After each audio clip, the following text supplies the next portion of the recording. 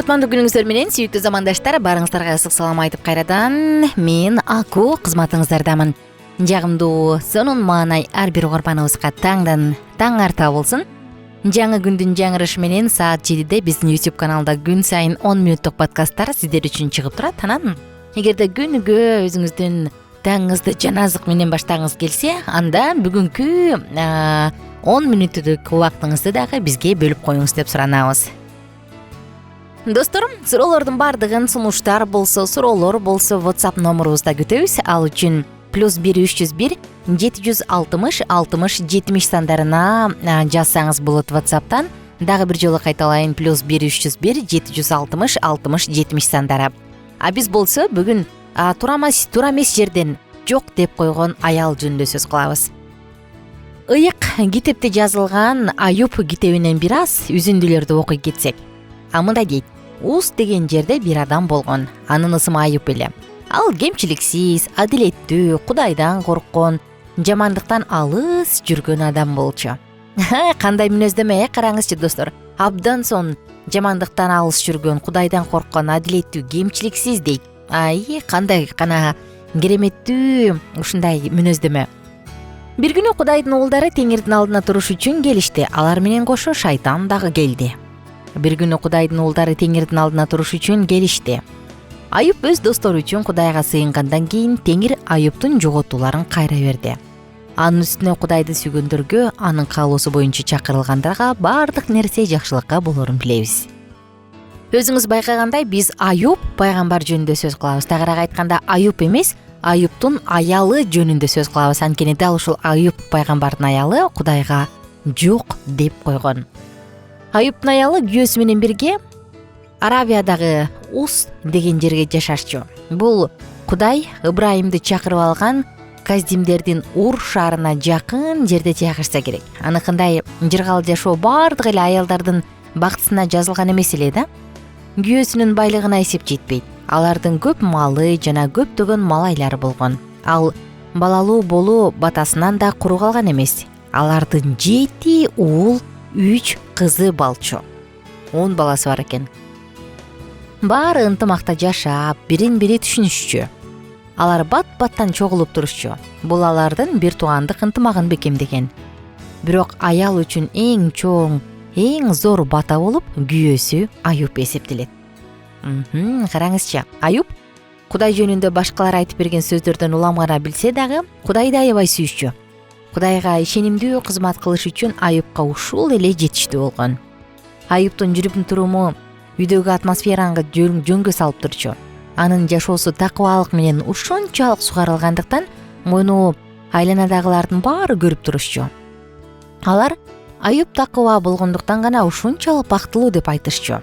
Анын аялы да күйөөсүнүн жана үй бүлөсүнүн бактысы үчүн жашоосун такыбалыкка негиздеген.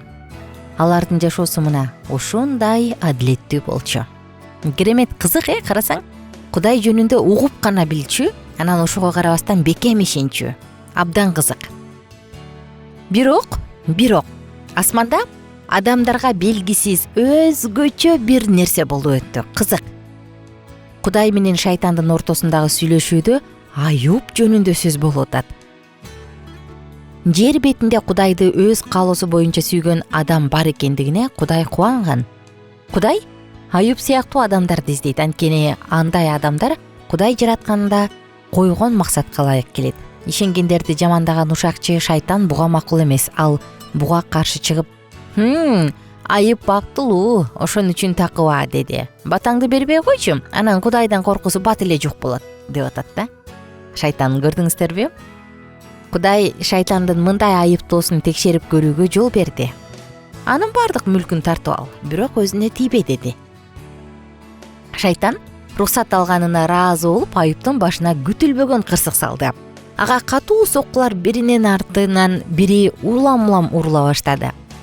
Коро малына душман кол салып, же чагылган тийип кырылып жатты. Малайлар өлдү. Шайтан өтө катуу соккуну акырына калтырды. Алай дүлөй түшүргөн катуу шамал Аюптун балдарынын баарынын өмүрүн кыйды. Аюптун далай жылдар бою топтогон байлыгы бир заматта жок болду. Эң бай адам күтүлбөгөн жерден эле жарды болуп анан баягы кушку башып калды. Үй кызматчыларынан сырткары анын 4 гана малайы жана аял эле калды. Шайтан өзүнүн кайтаруучу ишин аткарды, бирок максатына жеткен жок. Аюп чыгыштын тургуну катары кайтарганын кийимдерин айырып жибергени менен ишеними бекем бойдон калды, кайгырганынан улам. Дал ушундай катуу учурда Аюп эмне деп атат карасаңыз? Мен бул дүйнөгө жылаңач келгем, жылаңач кетем. Берген да Теңир, алган да Теңир. Теңирдин ысымы даңкталсын, деди ал. Ой, менимчечи достор, элестетиңиз, 10 баласы бир күндө өлүп калып атат. Эми 10 баласы жалгыз эмес, алардын жубайлары, келинчектери, жолдоштору бар болсо керек эм. Анан бүт малын душман айдап кетип атат. Малайларынан бери өлүп атат. Ошондо кийимин айрып кайгырды дагы, анан берген дагы Теңир, алган дагы Теңир деп башка эч нерсе айткан жок. Ой, билбейм, мен мындай кайгыны көтөрүш бул аламат болуп кеткен учурда. Шайтан болсо Аюпту бүлгүнгө учураткандыгы жөнүндө кабарлады. Кудай ага Аюптун такыбалыгы жөнүндө эскертти. Буга шайтан кырсык Аюптун өзүнөн келген жок. Кырсык анын мал мүлкүнө гана келди. Анын денесине тийип көрчү. Ошондо ишениминен эмне калар экен көрөлү, деди да. Караңызчы. Шайтанго Аюптун жанына гана тийбей, денеси менен каалаганын кылууга уруксат берилгенде, ал Аюпка адамды акылынан айныта турган азаптарды жиберди. Денесине жан чыдатпай ооруткан жаралар пайда болду. Аюптун денесин таманынан түбүнө чейин жара басты. Мындай оорулардын кыйналуусу аябай катуу жана жан чыдагыс болорун медицина тастыктаган. Караңызчы, Аюп гүлгө отуруп, карапанын сыныгы менен жараларын кырып жатты. Анан ага дагы бир ооруп, катуу сокку урулду. Аялы андан жүз буруп кетти. Кубанычын, кайгысын тең бөлүшсүн деп Кудай берген аялы Аюп ага абдан муктаж болуп турган чакта аны таштап салды. Шайтан ал аркылуу өзүнүн эң акыркы жебесин атты. Кальвин бир жолу аны шайтандын куралы деп атаган экен да, мындай дейт: "Сен дагы эле өзүңдүн кемчиликсиздигиңе бек турасыңбы?" деп шылдыңдай күлүп тур. Кудайга акарат келтир да өл дептир да. Аял айткан бир нече гана сөз абалды так мүнөздөп турат. Аялы кайгыга белчесинен малынып калгандыктан бир гана чыгуу жолун көрдү. Ишенимден баш тартып туруп, өзүн өзү өлтүрүү керек. Бул азаптын баары Аюптун эле башына эмес, бул аялдын да башына түштү да. Аял үчүн баланы жоготуу деген кандай кыйын, бул элестетиш мүмкүн эмес. Элестеткиң да келбейт. Анан акырында Аюп: "Эми денеңди жара басты, болду го?" "Болду. Ошо ишенимиңден баш тарттаганан өл" деп атат. Анын реакциясы күйөөсүнүн реакциясына карама каршы болчу да. Бирдей шарттагы эки адамдын реакциясынын эки башка болушунун себеби эмне? Аюптун ишеними бул сыноого да туруштук берди. Өз абалын түшүнө албаса дагы, өзү үчүн чындык болуп эсептелген Кудайдан чектенген жок. Ал андан жамандыкты да, жакшылыкты да бирдей кабыл ала билди. Анын үйү аскага курулган эле.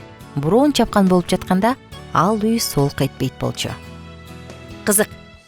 Достор, биз бул тууралуу дагы алдыда кийинки подкасттарда убакыт болгондо кайрылып дагы кененирээк айтып беребиз. Эң башкысычы "О Кудай, сен каякта элең?" деген күнөөкөр эмес, алган да, берген да сенсиң деген Аюптун сөзүнө токтолгум келип атат да.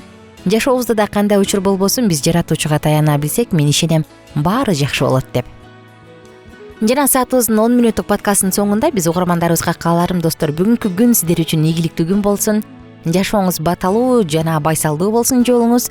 Жана баарыңыздарды Алкитап Чекит медиа сайтына чакырам. Алкитап Чекит медиа деп эле жазсаңыз, биздин жакшынакай болгон сайтыбызга чыгасыз. Ал жакка катталып, өзүңүз тууралуу, өзүңүзгө керектүү кызыктуу маалыматтарды алсаңыздар болот. Жана суроолор, сунуштар боюнча +1 301 760 60 70 WhatsApp номуруна кайрылыңыз. Биз сиздерди күтөбүз. Баарыңыздарга көңүлдүү күн. Кийинки подкасттан амандашканча сак саламатта туруңуздар.